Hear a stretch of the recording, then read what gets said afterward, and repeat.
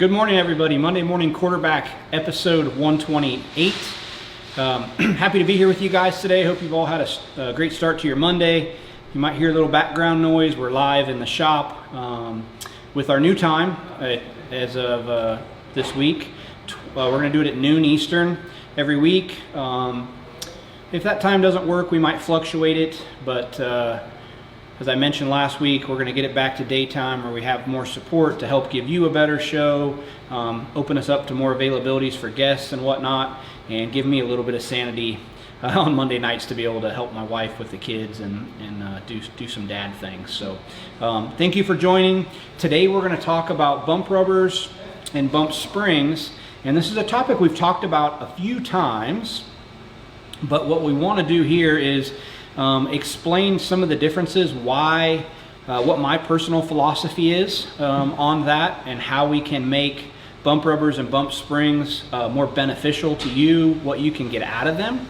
And so we'll jump right into that. Anybody that has a question, fire away. I have my phone here so I can see those questions and I'll answer them. If you're watching this after the fact, if you were a diehard 9 o'clock guy and we moved the time on you, I apologize. Comment with your question and I'll get back to you, and that's what we'll start the next week's episode with, is our questions from the previous week. So don't be shy asking questions. So we'll jump into this, and what I have here is our dummy shock. And so when we're testing bump rubbers, bump springs, we build a dummy shock, we dyno it on our dyno, it provides a graph for us, and that helps us better understand how much force is being generated by the bump rubber or the bump spring, and what the curve looks like, whether it's a progressive or linear curve, and I'll explain that in depth here in a second. So forever we used, and everybody used, a pyramid foam bump rubber. Then we progressed to having this in a bump cup, because what we were realizing is as this was compressed, a lot of the force was being pushed out. The bump rubber would blow out and we weren't getting any additional force to load the tire, so putting it in a cup helped. This is a very linear curve though. So the next step was 2.5, 3 years ago, we came out with our progressive bump kit, which is a series of washers that we stack these pucks on, and as the puck gets folded over that washer, it generates force. And so that force it generates, and the curve it generates, is what we would call a progressive curve. And I have this little board here that I'll show you. So what we mean by a progressive curve is, if this is our force versus velocity, or force versus displacement, I should say, for a bump rubber, a linear curve, if we're going to do that dyno, that foam bump rubber, it's going to look just like that. The more you squeeze it, the more rate it compresses, and it does that very linear. With the progressive kit, what we were able to do was start off soft and slowly ramp up and still get the same peak number. So like if this was 1 inch of displacement, we could still match that same number, but we got there a little slower. That would be a progressive bump curve. And why do we want a progressive bump curve? Well, the main reason for me, and why that's a big thing for me, is I feel like when we use a linear curve, this foam rubber, we're often using a softer than desired rate. And the reason we're doing that is because when it's linear, it builds rate so fast. If it builds that rate in a fashion where the car doesn't have enough mechanical leverage to keep it loaded, it just bounces off of it. So what do? We end up running a softer rate than we want, so that bump rubber doesn't build rate so fast that it just bounces off. Not ideal, because we're running a softer rate than we want. We're not loading the tire as much as we want, and we're not getting as big a benefit. Where the progressive rate, I tell customers, you're shooting at a much larger target because it builds the rate so slowly. We're able to get the max load that we want and the max benefit, but it builds the rate slow enough that it never just jumps off of itself. So the progressive kit was a really big step in the right direction. We've sold hundreds of these things. Customers love them. Very, very successful with them. We started running them on the left rear and the right rear of wing cars, right rear of non-wing cars, left rear of wing cars, micros. But what we realized as time progressed was this stack and this kit is on the taller side. So it's about 3 3/4 inches tall to run the 3 pucks like we like. And so that means you need 5 to 5.5 inches of available travel to run this and get the bump gap that you would need to make it work properly. Well, that wasn't an option for some folks, right? They just didn't have enough room there. So the option was to go to 2 pucks versus 3. Well, that made it a little more linear. It still was progressive, but it was more linear. And then we got to having to run a softer rate than we really wanted. So that was an issue. I started looking, okay, what can we do to fix this? There wasn't much we can do as far as thinning these rubbers out, changing the angle of the pucks. I felt like all that was kind of maxed out. That was the shortest installed height we were going to be able to get. So for sprint cars, most of the time they can run the progressive kit, not really an issue. Our micro customers, and some of our sprint car customers, that their shock towers weren't in the ideal spot, they couldn't run this with the 3 pucks. So last year, after doing some experimenting, we have the bump spring that Eibach makes, and we have these nice little washers on O-rings that we made to retain them. Well, this is a full 1 inch shorter installed height than the progressive kit. So it worked really good, but it's linear like this bump rubber. The benefit versus the bump rubber, very consistent. If you get it wet at the car wash, it doesn't deteriorate. That spring will last forever. It's a very high quality spring. It's not an inexpensive spring, precision ground. And so we really like these, and they come in really soft rates from 50 pounds on up.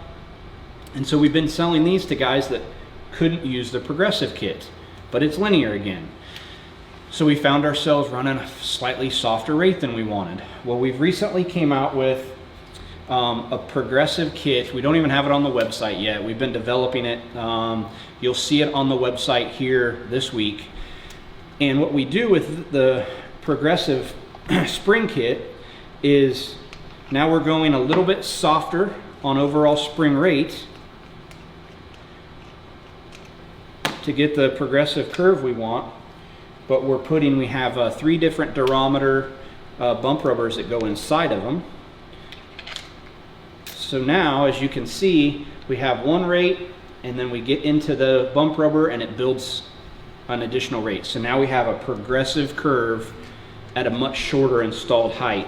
And we found that to work really, really well. As with all of our kits, they're kind of all-inclusive, comes with everything you need, and instructions based on what we've found as far as bump gaps that work and different rates that work. So it's going to come in this nice little kit.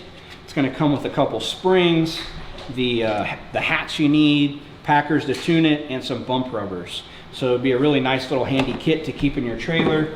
So for those of you that have used our progressive kit and liked it but ran into some struggles with heights, this will be a great option for you, micro customers, and anybody that has shorter installed heights. This will be great because that's it's only 2 3/4 inch installed bump height. So as long as you have 4 to 4.5 inches, this will work for you. So that'll be a really good option. I will jump on here and see what questions we have, if there's been any questions yet. I don't see any questions yet. Do you see any questions over there, Tyler? I don't know if I'm not seeing them on my phone, or see a lot of people jumping on. While we're waiting for questions, would love to hear your guys' feedback on our new segment, People Behind the Products. That is something that we're trying to, I think we're going to get in a regular routine of releasing those on Wednesday. So Tyler's here filming with us, kind of capturing everything that's going on. And so let us know what you think about those, what you guys like, what you don't like, what you want to see more of. We're open to showing you guys behind the scenes stuff and anything you want to see, whether it's the design process, the build process, manufacturing, you want to see how many hamburgers Trevor can eat in one sitting, just let us know. We'll show you. Chris Bowie, for dirt midgets. Yeah, so if you have a progressive kit and you're not able to get the gap that you want, progressive puck kit like that, if you're not able to get the gap you want with that guy, this would be a great option for you.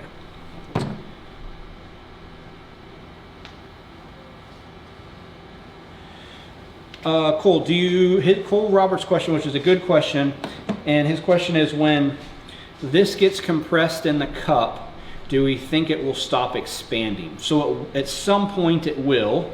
What we've done with our cups is we only grab the bump rubber down here at the very smallest part, and we tried to give the bump rubber enough room for expansion, but it would get to, I guess, what you could call like a coil bound state where it just can't go anymore because it's became a solid in the cup.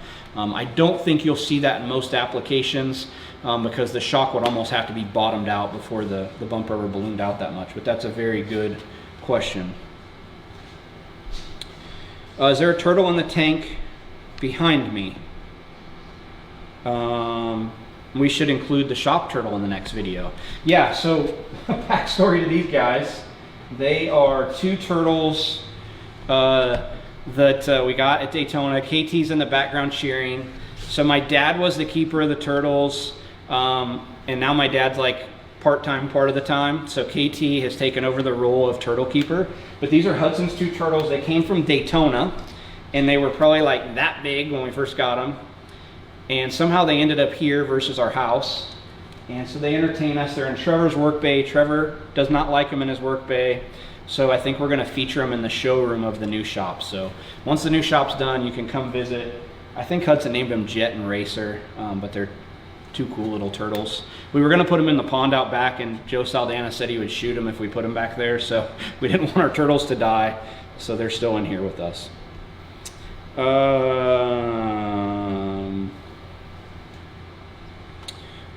Chris Bowie, cost of the new kit. I knew somebody was going to ask me that, and I don't know the number off the top of my head. I apologize. But you'll see it on our website this week. We'll do a new product release on our Facebook page, and it's around $300. Similar price to this. Those little bump springs are pretty expensive. They're like $90 a piece, so it's around $300.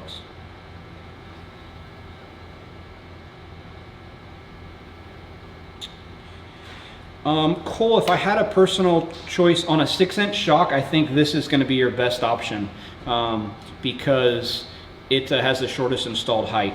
That's the micros is where we ran into the biggest issue with the progressive kit on how we could get the right installed height and have enough travel. So this would be my go-to for all micro applications. A lot of the hyper guys use our other progressive kit, but Hyper and Sawyer are the only two that use a 7-inch shock in the back, so that gave them a little more room. But this is a popular kit for the Hyper customers.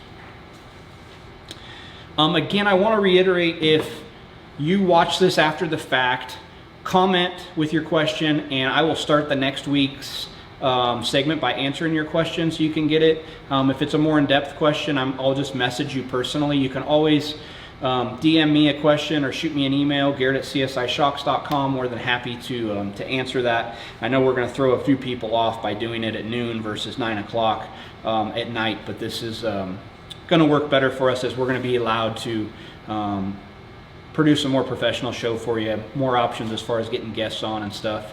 A little easier to tell people, hey, meet me at the shop at noon, you can do the video, and then I'll go buy you lunch versus come here at 9 o'clock at night. So.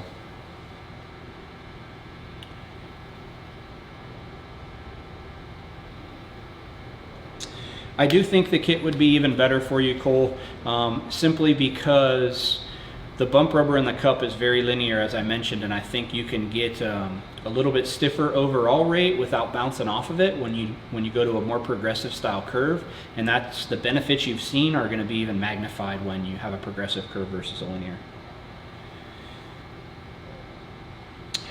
John Randall, good question. Increase the rebound to run a bump rubber or bump spring, or just leave it the same. We typically don't like to increase rebound. I know that's something that like stock car guys do. When they're running bump springs on the front, they'll run a ton of rebound to keep it on that. The problem in the dirt track and you know, our kind of world is when you run enough rebound to guarantee it's going to stay on that and not bounce off, the car tends to get kind of what we call down and out, where the left rear just gets clamped down so far, the right rear gets out of the track. So you run all that rebound to keep it on there, and then as you go down the straightaway and you have all that wing speed, it just keeps burying the left rear farther and farther. Corner entry, you have no right rear grip. So we like to leave our rebound the same and run a stack that we can stay on when we need to, from center to exit of the corner is where we really want that bump rubber to load and be a benefit for us. All right, looks like we've covered all your questions. We certainly appreciate you guys tuning in for episode 128. Again, we're going to be at noon every Monday moving forward, and we hope you enjoyed the show. Please share the video with your friends so everybody can see it. Thank you, guys.